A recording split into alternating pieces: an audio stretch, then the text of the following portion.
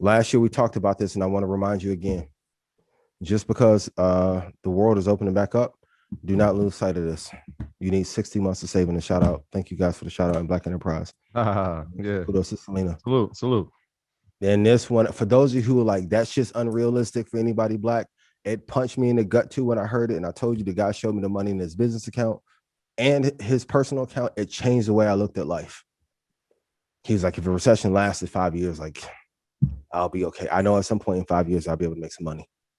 So you need a level of security. And some of you are asking, is it liquid? Should it be an investment? It needs to be able to be liquid, but you can have it in stocks. That is the form of liquidity. You'll be fine. I know for those of you who are not there yet, I'm going to be real. All the financial people that had TV shows and books that told you 3 to 6, when I talked to them privately, they had damn near 80 months. There's a difference between information that is sold so you can buy the product versus what they're actually doing. I'm not going to pile on Dave and because Grant did that enough, right? But Dave Ramsey has more than 3 to 6 months of liquidity just in case some shit happens. Real quick on the esoteric. So if you look at the gains leading up to the moon cycles, go Google it. The gains are a little bit higher leading. So for those of you who want like a 2 or 3% edge, you can look at the calendar. Even in Thinkorswim, they do have the moon cycles in there. You can look and tie it with your technical indicators to get a 2 to 3% slighter edge.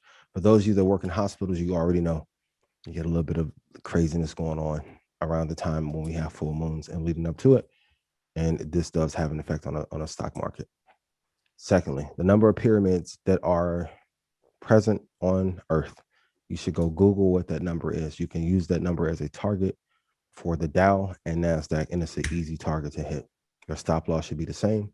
Once it gets halfway there, you can lock in 20 ticks and let it run.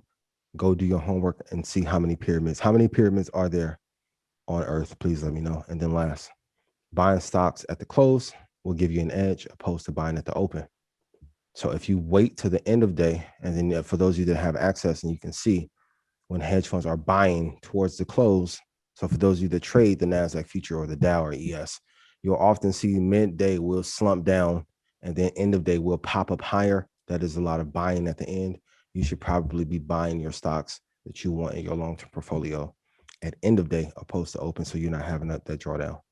And lastly, buy midweek during deep crashes. That will give you a percentage edge opposed to buying on Monday and Friday, because Mondays and Fridays have the highest probability of going up.